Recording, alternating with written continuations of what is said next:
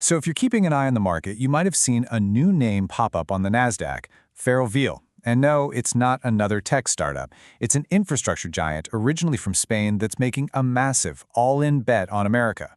So what is this company, really? And if you own the stock, what exactly did you buy a piece of? Let's get into it. To really get what Ferrovial is all about, let me ask you a question. What if you could own a piece of a highway or an airport terminal, something that spits out cash, not just for a few years, but for the next, say, 75 years? Well, that's the big idea here. They're in the business of turning concrete and steel into incredibly long-term, cash-generating machines. But they didn't start out this way. Not even close. The company we see today is the result of a huge transformation over many, many years. If you look back, you can see the shift was really deliberate. They started way back in 1952, just building railways in Spain. But then, in the 90s, they had a realization. The real money isn't just in building things, it's in owning and operating them. The building part is tough, low-margin work. Owning is stable and profitable. So they started pivoting. The Horizon 24 plan just put that strategy into overdrive, selling off other businesses to focus. And that NASDAQ listing in 2024? Well, that was the final move, planting their flag right where their value is. So what's at the heart of this new company?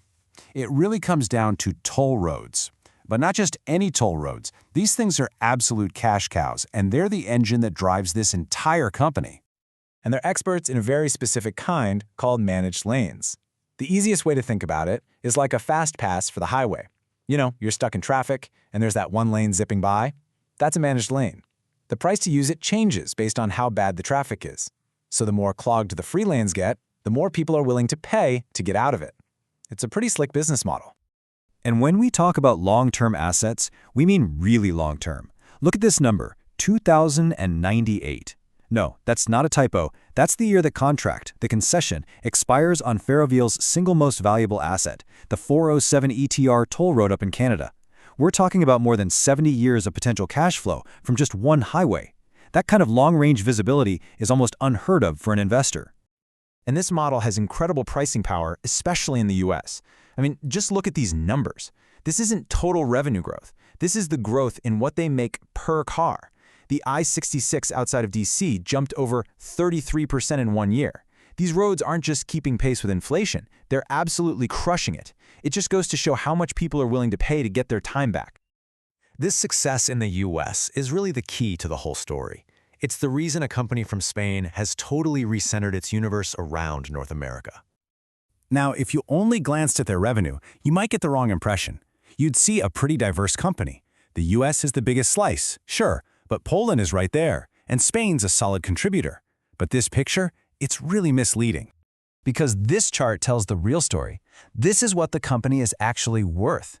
And when you break it down, a staggering 81% of Ferrovial's value comes from just two places, the US and Canada. All that construction revenue from Poland, it's a tiny sliver of the actual value pie. The North American toll roads, that's the whole ballgame. And all of a sudden, that move to the NASDAQ makes perfect sense, right? It wasn't just a publicity stunt. It was a totally logical move to align their corporate home with their economic home, to be closer to their most important assets, and to make it easier to raise money in the US for future projects in the US. Which leads to the next question. How do they pay for all these massive projects? Well, Ferrovial has a really smart and safe way of funding its growth without putting the whole company at risk. They use what's called a barbell structure. Picture this. On one end of the barbell, you have the parent company, Ferrovial. It's incredibly safe. It actually has more cash than debt, rock solid. On the other end, you have the individual projects, like a new toll road. That project takes on its own debt, but and here's the key, that debt is non-recourse. That means if something goes terribly wrong with that single project, the banks can't come after the parent company. It perfectly isolates the risk. That structure lets them operate what's basically a capital recycling machine. They take an asset they've owned for a long time, like their stake in Heathrow Airport, sell it, and take all that cash and immediately plow it into the next big thing, like building the new Terminal 1 at JFK. It's a self-funding loop that fuels constant growth. Okay, so it's a great model, but no investment is risk-free. There are definitely some potential bumps in the road an investor needs to keep a close eye on. So, from an investor's point of view, here's what to watch. First, politics. The whole business depends on governments being open to these public-private deals. If the political winds change, their growth pipeline could dry up.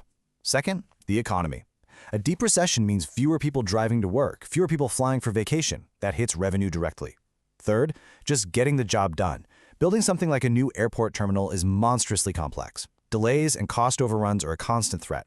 And finally, interest rates. When rates go up, it gets more expensive to borrow the billions needed for these projects.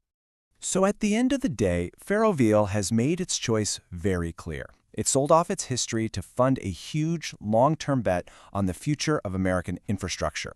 And for an investor, the question is pretty simple. Is that the right road to travel?